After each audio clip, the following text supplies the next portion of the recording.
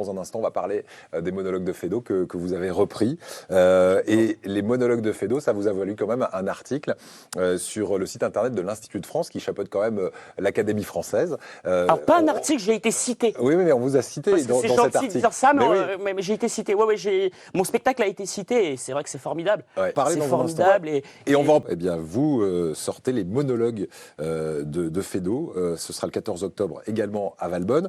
Il y a un rapport entre le one-man show et cette pièce de Feydeau. On disait tout à l'heure que c'était possiblement le père du one-man show, Feydeau. Oui, alors je ne le sors pas parce que ça fait plusieurs années que je le joue, en 2019, depuis 2019. Mais effectivement, pour vous répondre à votre question, oui, effectivement, c'est les prémices.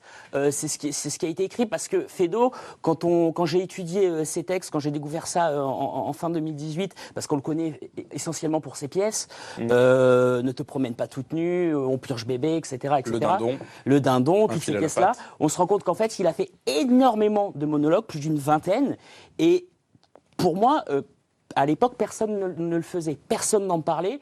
Et les gens qui faisaient un spectacle sur les monologues de Feydeau, parce que c'est très compliqué, ils étaient 3 sur scène, 2 sur scène, etc. Et donc moi, j'ai pris le risque d'être tout seul et de défendre ça, parce qu'effectivement, il y a ce côté qui est très similaire au one-man show de par le rythme, de par la répartie, c'est extrêmement bien écrit, sauf que effectivement, il faut faire du one-man show, mais il faut aussi, je pense, avoir une maîtrise théâtrale. Et c'est vrai que moi, avec mon parcours, c'est ce que m'avait dit Eric Collado. Il m'avait dit, mais pourquoi tu le fais pas en mode one-man show? Et j'ai dit non, moi, je veux que ça soit théâtral.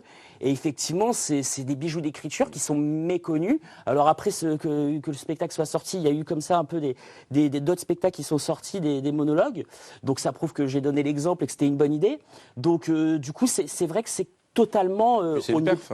C'est une perf. C'est une performance de C'est une comédien. performance, mais c'est risqué. C'est extrêmement difficile parce que c'est vraiment le rythme. Alors, on parle de rythme, ça tombe bien. On est allé fouiller un peu dans les archives. Il y a énormément de grands comédiens français qui ont repris du Feydeau et qui parlent justement de ce sens du rythme que l'on trouve chez Feydeau. C'est ce que nous expliquait il y a quelques années Jean-Paul Belmondo. Écoutez, regardez. D'un seul coup, je me suis écroulé. Regarde. C'est excessivement dur à jouer parce que justement, il faut une rigueur, un mécanisme.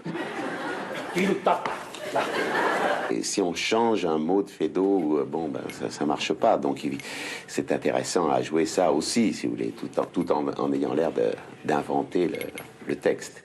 Voilà. Tout en ayant l'air d'inventer le texte. On donne l'impression d'improviser à certains moments, mais il n'y a pas un seul mot d'improvisation dans Feydeau. C'est qu'en fait, c'est une chorégraphie. Tout est précis.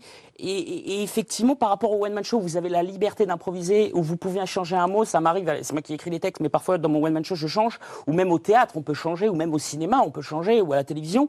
Là, effectivement, chaque mot a été placé à cet endroit, bien précisément, pour justement créer la rupture. Extrêmement ciselé. Ouais. C'est ça. Et on vous verra à l'œuvre tout à l'heure dans un des extraits. Et c'est ça qui est fascinant, et en même temps, c'est pas pour rien que j'ai eu l'idée en décembre 2018 et que je l'ai joué en mars 2020, le 14, quand il y a eu le fameux... Ils ont fermé les bars.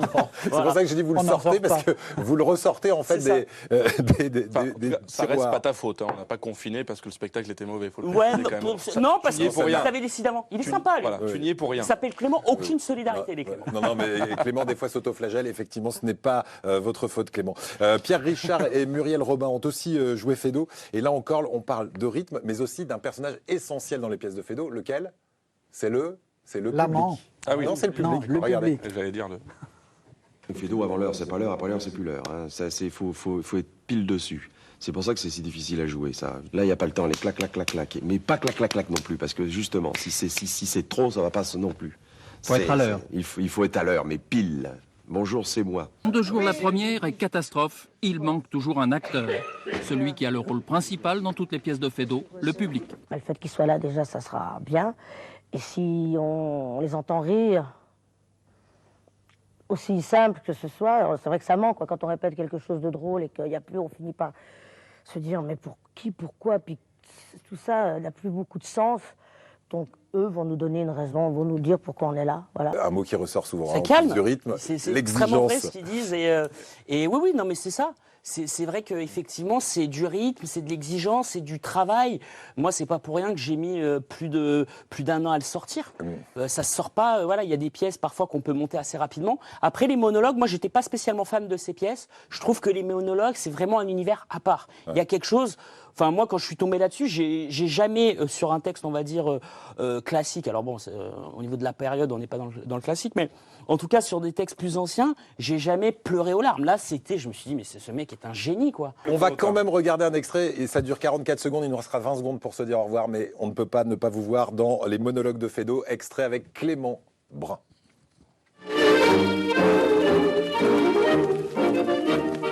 Les femmes sont pour beaucoup la terreur de leurs époux. Cependant, messieurs, nous devons l'avouer entre nous.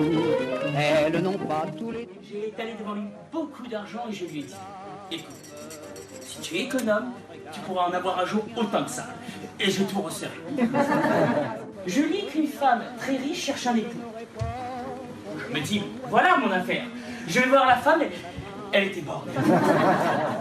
On n'épouserait que des femmes très riches et l'on n'aurait jamais d'enfants. Ce serait la fortune assurée pour les générations à venir. Voilà, alors si vous avez envie de voir la suite, c'est vraiment un court extrait qu'on voulait vous passer avant la fin de cette émission. Clément Brun dans les monologues de Feydeau, ce sera le 14 octobre, ce samedi, à Valbonne, Petit Théâtre de Valbonne. Merci Clément. Merci à vous, c'est très gentil. Et nous on se dit à demain.